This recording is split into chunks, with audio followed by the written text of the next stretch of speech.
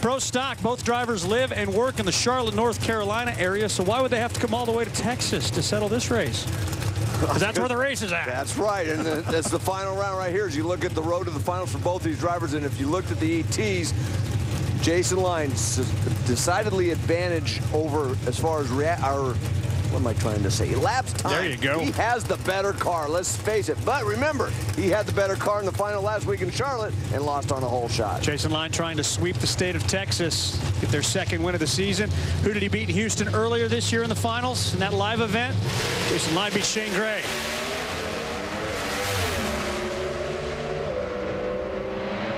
Couple of Camaros, but only one's going to win. And how about Jason Lyne? He has swept the state of Texas.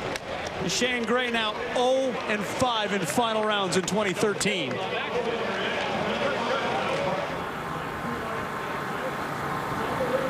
And guess who the new point leader is in Pro Stock? His name, Jason Lyne. I couldn't tell. It almost looked like Jason Lyne was blinking the top pre-stage light. That would have meant he was in deep, which would have been real dangerous as far as going red. But might have been just something I see, and still made a nice run and obviously got the win. You guys had a great day all day. You had a performance advantage coming into the final round, but it was a lot closer than you expected. Well, it gets tough here. You race in the final round. Track conditions changed a little bit. And, yeah, we were obviously hoping to run better than that. But, yeah, just happy to come away with a victory. And I want to say thanks to all the great people at Summit for their support. What a great drag race in the final.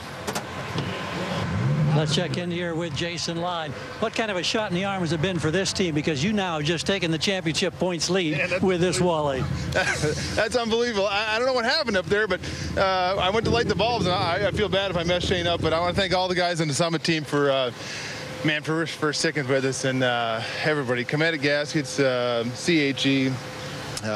Man, there's so many folks.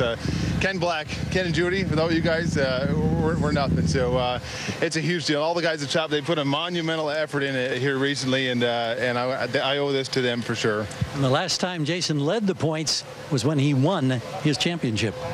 And as we continue to say, as we look at the Texas Sun, it's all about getting hot at the right time. When the countdown started, Jason Lyne was in 6th. But a runner-up and a national event win, that's how you get to the top. That'll do it.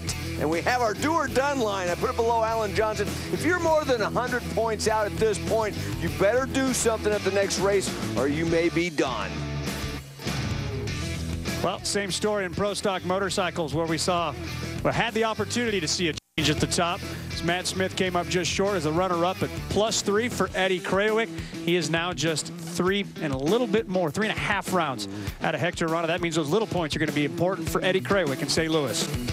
Well, at the top end of the racetrack, an amicable conversation between Shane Gray and Jason Lyne. Some crazy things were going on, the boys say, at the starting line there. Yeah, and it had to do with what we were talking about at the stage. I thought I saw something. I wasn't absolutely sure, but watch Jason Lyne on the right side. Shane is pre-stage. Now, Jason goes in, it puts a stage light on and blinks the pre-stage. Normally, you would think that you might be possibly deep stage, but I think Jason knew he didn't. He probably realized the pre-stage didn't come on the normal way, and the stage light went in. And luckily, it didn't mess up either driver too bad, I don't think.